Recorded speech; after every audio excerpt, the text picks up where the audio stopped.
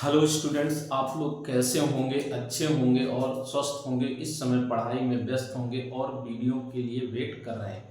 जैसा का आज का इंटरेस्टिंग टॉपिक्स है, मनुष्य में प्रमुख श्वसन अंग होते हैं और जो मनुष्य का प्रमुख श्वसन अंग होते हैं उसे हम फेफड़े कहते हैं।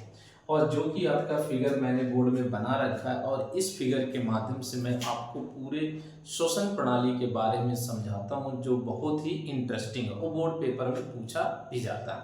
इसलिए आप लोग सबसे पहले क्या है, जो नए हो वो क्या करें, सब्सक्राइब कर दें और बेल आइकन दबा लें तथा लाइक कर दें। अब नेम जो आता है, अब मैं इसको और अंत तक वीडियो जरूर देखें।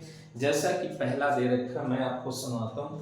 दे रखा है ये ट्रैकिया है, जिसे हम श्वास नली कहते हैं। श्वास नली होती क्या है, यानी श्वास नली की लंबाई 10 से 11 सेंटीमीटर लंबी होती है, जो 1.5 से यानी 1.5 से 2.5 व्यास की लंबी नलिका होती है, जो हमारी गर्दन से लेकर पूरी गर्दन तक फैली होती है। ओके। और ये वक्ष गुहा में पहुंचकर दो भागों में विभाजित हो जाती है, जिन्हें हम श्वासनिया या ब्रोंकाई कहते हैं। प्रत्येक श्वासनिया अपने ओर के फेफड़ों में अंदर जाके अनेक शाखाओं या श्वसनिकाओं में विभाजित हो जाती है। अनेक श्वसनिकाओं में विभाजित हो जाती है। इतना नोट कर लिए। अब फिगर भी ड्रा कर लीजिएगा। जो अंत में फेफड़ों के वायु कोश में समाप्त हो जाती है, हमारी श्वास नली में मुख्य रूप से क्या होते, 15 से 20 अधूरे छल्ले, उपास्थि के बने अधूरे छल्ले होते हैं, जो सी के आकार की संरचना का निर्माण करते हैं।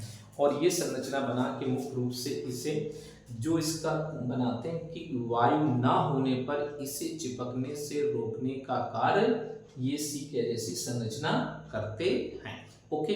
अब मेन आते हैं, मेन भाग आता है श्वसन भाग, जिसे हम फेफड़े कहते हैं। क्या कहते हैं? फेफड़े।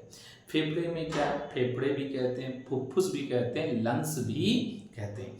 अब आते हैं प्रत्येक मनुष्य में एक जोड़ी श्वसन अंग मुख होते हैं, जिन्हें हम फेफड़े कहते हैं।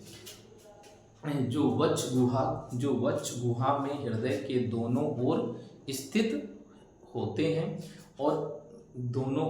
स्थित होते हैं मनुष्य का दाहिना फेफड़े में 3 पिंड होते हैं, यानी हमारे राइट हैंड साइड में 3 पिंड होते हैं, 1 2 3। सबसे ऊपरा वाला पिंड होता है जिसे सुपीरियर लोब कहते हैं, मिडिल वाला मिडिल पिंड होता है और लास्ट में इंफीरियर पिंड होता है। जबकि बाएं फेफड़े में 2 पिंड होते हैं, 2 पिंड होते हैं। और इस फिगर में मैंने बाय एक्सटर्नल लंग्स भी देखा है और इंटरनल लंग्स भी देखा है कि अंदर की क्या एक्चुअली में स्ट्रक्चर होती है। अब नेक्स्ट में आते हैं, तो फेफड़ों के बाहर यानी प्रत्येक फेफड़े के चारों ओर दोहरी झिल्ली की बनी संरचना होती है, जिसकी बाह्य संरचना पैलेटल प्लूरा होती है और आंतरिक विसरल प्लूरा की बनी होती है। इन झिल्लियों के मध्य में जो गुहा होती है उसे फुफ्फुसा गुहा कहते हैं और इसे हम फुफ्फुसा आवरण के नाम से भी जानते हैं। इन झिल्लियों के अंदर एक लसदार तरल द्रव भरा होता है, जिससे ये झिल्लियां आपस में चिपके ना और चोट लगने तथा झटकों से हमारे फेफड़ों की रक्षा करने का काम करती हैं। ओके, करती हैं। और फेफड़ों में असंख्य वायुकोश होते हैं, यानी फेफड़ों के अंदर असंख्य वायुकोश होते हैं और प्रत्येक वयस्क और स्वस्थ व्यक्ति के शरीर में 15 करोड़ तक कूपिकाएं पाई जाती हैं, जिसे कूपिका नलिकाएं कहते हैं। इतना समझ में है। अब थोड़ा सा आप लोग फिगर भी ड्रा करिए, फिर मैं आपको एक एक पॉइंट के बारे में बताता हूँ कि लंग्स की एक्सटर्नल संरचना भी है और इंटरनल। मैंने दोनों को फिगर में दिखा दिया, जिससे आपको आसानी से समझने में आए। इतना नोटिस। अब जैसे हम लोग समझते हैं कि हमारे शरीर में ये श्वास नली से वायु हमारी क्या आती है, मुख्य रूप से श्वास नली से वायु कोश में वायु श्वास नली द्वारा ही आती है। यानी ये श्वास नली है, यहाँ से वायु सीधे हमारे वायु कोश तक पहुँचती है और इनमें पहुँचने के लिए वायु नलिकाएं होती, जिसे हम वायु कूपिका नलिका कहते हैं। ये नलिकाएं अपने सिरों पर फूल कर अंगूर के गुच्छे के आकार की एक कूपिका नलिकाएं बना लेती हैं, जिन्हें हम कूपिका नलिकाएं या वायु कोश नलिकाएं कहते हैं। ये वायु कोश जो होते हैं, इनमें वायु कोश की भित्ति पतली और महीन तथा चपटी होती है। वायु कोश की बाहरी सतह पर, यानी इन जो बने होते हैं, इनकी बाहरी सतह पर रुधिर कोशिकाओं का जाल फैला होता है। इन रुधिर कोशिकाओं के शरीर पर ऑक्सीजन रहित वायु होती है, जिसमें कार्बन डाइऑक्साइड की मात्रा अधिक होती है। ये कार्बन डाइऑक्साइड वायु कोश से बाहर निकल विसरित हो जाती है, जिसमें है वायु नलिकाओं से आने वाली वायु विसरित हो जाती, जो रुधिर के साथ मिलकर ऑक्सीजन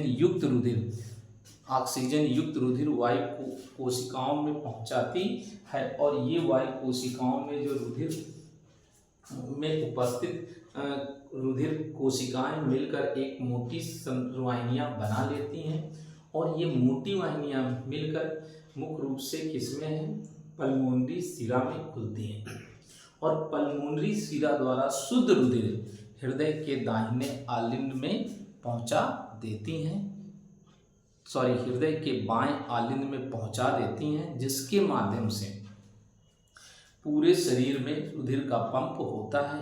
इस प्रकार से श्वसन की फेफड़ों की बाह्य संरचना है तथा इसकी आंतरिक संरचना का भी मैंने बता दिया है। जैसे आंतरिक संरचना लिखना है तो ये फेफड़ों की बाह्य संरचना से देखते हैं तो अंदर इसमें पैराइटल वृत्त विसरल है और इसके अंदर हाइलस है। हाइलस के बाद में प्राइमरी ब्रोंकस है। इस प्राइमरी ब्रोंकस से निकलकर सेकेंडरी ब्रेंकियोल होते हैं। सेकेंडरी ब्रोंकियोल से हमारे टर्सरी ब्रेंकियोल होते हैं और इन ब्रेंकियोल के अंतिम भाग में एलुलाई यानी कूपिकाएं पाई जाती हैं। इस प्रकार आप इस वीडियो को सब्सक्राइब करिए, लाइक करिए, बेल आइकन दबाइए और फिगर जरूर बनाइए। Very most important. Okay, thanks.